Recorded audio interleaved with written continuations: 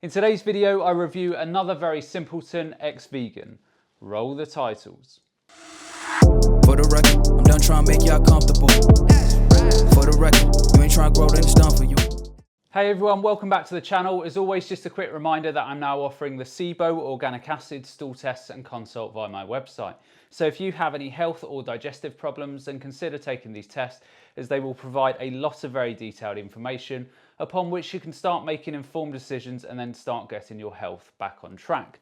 And on that bombshell, to the video. Until 6 weeks ago, I had been vegan for 5 years. I ate a very balanced diet of both raw and cooked food, with the exception of the occasional gluten-free pasta or block of tofu. So I will take those statements there at face value. There is no way of me or anyone checking her previous vegan diet, as she has removed all of her previous videos from the internet and she only has a few carnivore type videos posted on her channel. Now, despite the internet being awash with ex-vegans claiming that they ate balanced diets and then drinking urine and water fasting themselves to death, I'm going to humour myself and I'm going to take her claims at face value and listen to the entirety of the video without making theories about her diet. I actually developed a gluten intolerance about 2.5 years ago, so I haven't been able to eat many mock meats or any bread for a while now, at least not comfortably. Okay, so she developed a gluten intolerance, and it is obviously great that she was avoiding gluten and mock meats. Great, but it doesn't really give us anything else there. So it may be that it was a random intolerance that cropped up because her immune system no longer agreed with the gliadin proteins. It may be that she took an antibiotic or another medication that triggered this type of event, or it could have been that she developed a post-infectious type of gut intolerance. Or it could have been that she developed celiac disease, which is an autoimmune disease where the immune system reacts to the gluten proteins. So there are many things that can cause things such as gluten intolerance. All we know here is that East Coast Creep failed to visit a doctor to get checked out, and she also fails to discuss the background to her developing gluten intolerance. That's if it was even a gluten intolerance in the first place. But let's move on. I never went extreme with any diets or with anything.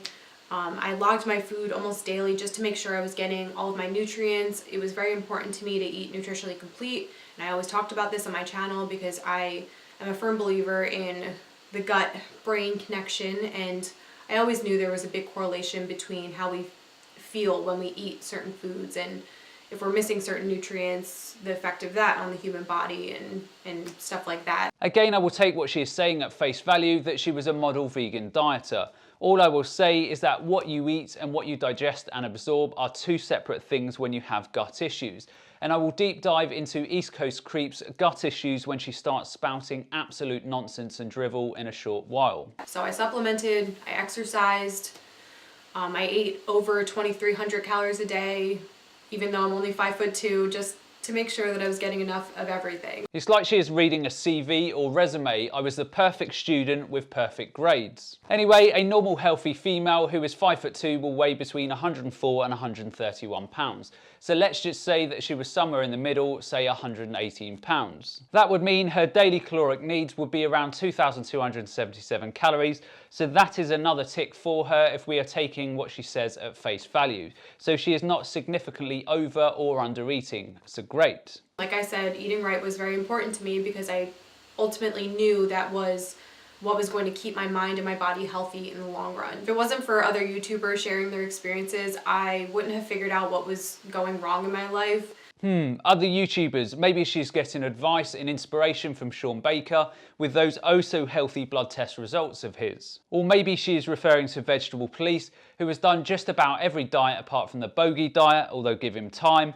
Who are these people she is pointing to? Because all I see in that community is Shawn Baker with NAF Health, Frank Tofano, who has been struggling with health for years, Jordan and Michaela Peterson, who can't eat any kale without falling apart. I could literally go on and on. So where are these healthy people? If you've been watching my channel for a while, you would know that I've been struggling with anxiety and depression and ADD, ADHD for a while now. And it has been so much more difficult than I've let on. I was barely managing it. I was like scraping by with all of my holistic health practices. Okay, first red flag from her. Those conditions are brutal, and I have utmost sympathy for anyone dealing with those issues. Notice though that she doesn't divulge those wacky holistic practices, but stay with us here because very shortly she is going full flat earth. Up until 5 months ago, I used CBD oil to manage my various mental health problems. After a certain point, I realized if I was going to get serious and actually move past those issues, I was going to have to do that unaltered. My true self, my true feeling self.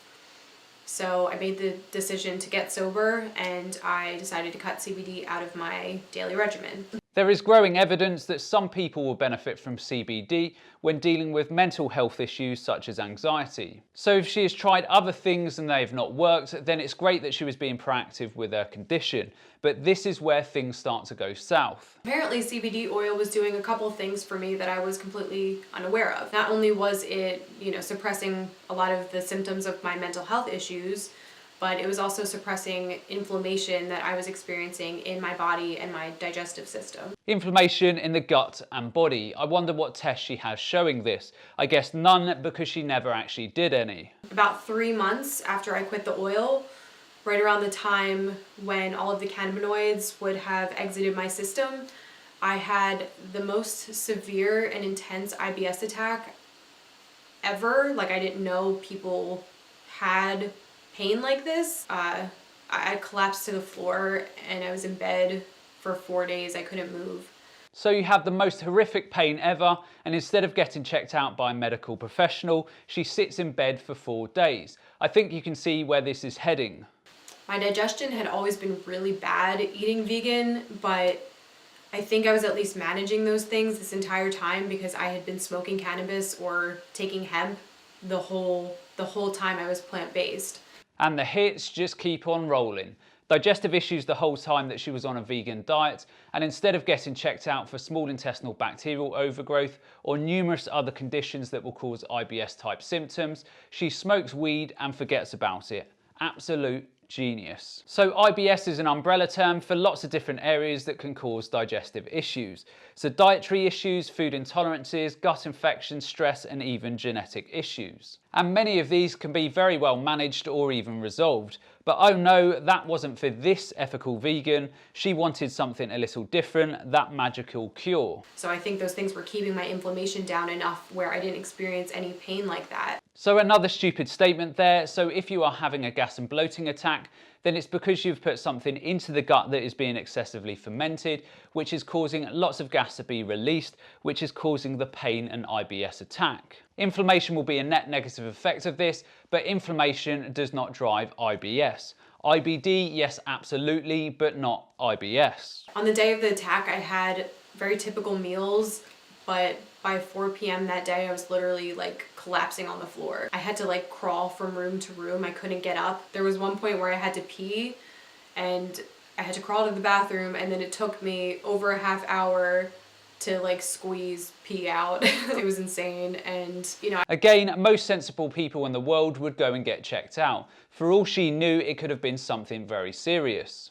Oh, hang on a minute, I forgot that she went to medical school, and of course she would be fine with self-diagnosing. I wanted to go to the hospital initially, but I'm not an idiot. I knew it was something that I ate, and I knew I had to just do some research and try to go on some sort of elimination diet to figure out what could have been causing it. I'm sorry, but this is exactly what you are in this situation, an idiot. If she had reached out to a specialist way before this, then she would have probably avoided all of this guff. But as you can see, arrogance here again in these ex-vegans. I should have gone to hospital, but of course, I knew best. And how did she know best? Instead of fixing the underlying causes of these issues, I'm going to go on a very restrictive diet and modify my diet to control my symptoms. I'm going to use a plaster, in other words. So I tried an elimination diet where I essentially took out FODMAPs, and I was also trying to take out as much fiber as possible, but things were improving, and the more research I was doing, the more I figured out that I was exhibiting symptoms of Crohn's disease. She is absolutely unbelievable, and I'm sick to death of hearing this ex-vegan stupidity. She is no more than a female Tim Sheaf without the piss drinking. So that was really hard to see, but that's what I was dealing with, and every symptom fit to a T. So within a few days of me discovering that I exhibited the symptoms of Crohn's disease, I decided to give animal products a go because they're the only food that doesn't have fiber. And, you know, I had been pretty much starving myself on and off just to keep the symptoms down. I didn't want to eat animal products. I was really upset. I was crying a lot. But I got to the point where I was just like, this is ridiculous. I can't starve myself and not eat ever again. I'm gonna not stay alive that way. She exhibited the symptoms of Crohn's disease. No, you didn't. I work with a lot of people with IBD, and this group of diseases can be absolutely barbaric. What you actually exhibited, East Coast Creep, is a strong case of stupiditis. There are many conditions that can present with similar symptoms to IBD, but if you had Crohn's and your symptoms were as bad as you were making out, then you would have ended up in hospital. So stop playing Dr. Google and sort your life out. So I had eggs, and I cried a lot. It was ridiculous, but after that initial meal, I had no pain whatsoever. I actually felt good after my meal. I felt really nourished and satiated, and I remember thinking that to myself and being so annoyed and confused. So I've been on the carnivore diet for 6 weeks now, and not only is my digestion perfect, everything has cleared up, every single thing. All of my mental health issues have resolved, and I'm not dealing with any symptoms of anxiety, no symptoms of depression, no symptoms of ADHD. None. It always makes me laugh when people eliminate foods and say that they are healed and resolved. Eat some broccoli and beans and tell me that you are all healed. All you have done is modified your diet to control symptoms, and let's see where that gets you over the longer term. And it's funny that she keeps saying how upset she was for the animals. If that were the case, then you wouldn't have thrown them under the bus. If you were ethical, then you would have done the right thing and reached out to a healthcare practitioner and done all of the right things. I'm quickly going to show you a few examples of people in East Coast Creep situation who I have helped who weren't so stubborn. Now, I'm not showing you these people to say, look at me as a nutritionist. I am nothing more than a very average nutritionist at best. I'm showing you these people so that you can see that when you take a step back and you understand what is going on, then often you can resolve these types of problems very quickly. So, I'm a student. I've just recently graduated, and I've been suffering with pretty severe abdominal pain issues for many years. Actually, I remember having abdominal pain problems as a child, but as I got older, it sort of progressively got worse and worse. And especially when I went vegan as well, I thought it seemed to sort of get worse in that time scale, and I thought maybe it's the kind of foods, the new foods that I'm eating as a vegan, even though I was vegetarian before. It's an absolutely immense change to my quality of life. So towards the end of last year, I was deep into a bulking cycle when I started to have some serious problems. The main one being severe debilitating stomach cramps, which I had to constantly take meds for, and acid reflux, which had not affected me in the 7 years at that point since I'd stopped eating animal products. I was very happy to discover that I didn't need to change my diet at all. I immediately felt some relief from the cramping, although of course I don't know whether that was the fact that I'd cut down the volume of food, the treatment, or a bit of both. Over the course of the next 2 weeks, the acid reflux became less and less until it completely disappeared. And so my symptoms have just been general digestive discomfort, which has been going on for about a year. So like just gas and bloating, heartburn, and like brain fog with it as well. I was kind of managing the symptoms before by eating certain foods that didn't flare anything up. So that was making life awkward in general. And whenever I would go outside of my little boundaries, it would just be probably about an 8 out of 10 with the discomfort with the digestion, if I just ate carelessly and ate whatever I wanted. Whereas now I just finished a big lasagna with a load of garlic bread and it went down lovely, and I've had no issues whatsoever. Anyhow, the final thing that I would say is that East Coast Creep and all of these other ex-vegans are simply backing themselves into a corner. They are removing foods to control their symptoms for conditions that can very often be managed or resolved very simply. I ask you all one last question. Name me one carnivore that you can honestly look at and say that you are healthy. Anyhow, that's the end of today's video. I hope you all enjoyed. And as always, remember to look after your body because it's the only place you have to live. And I'll see you next time.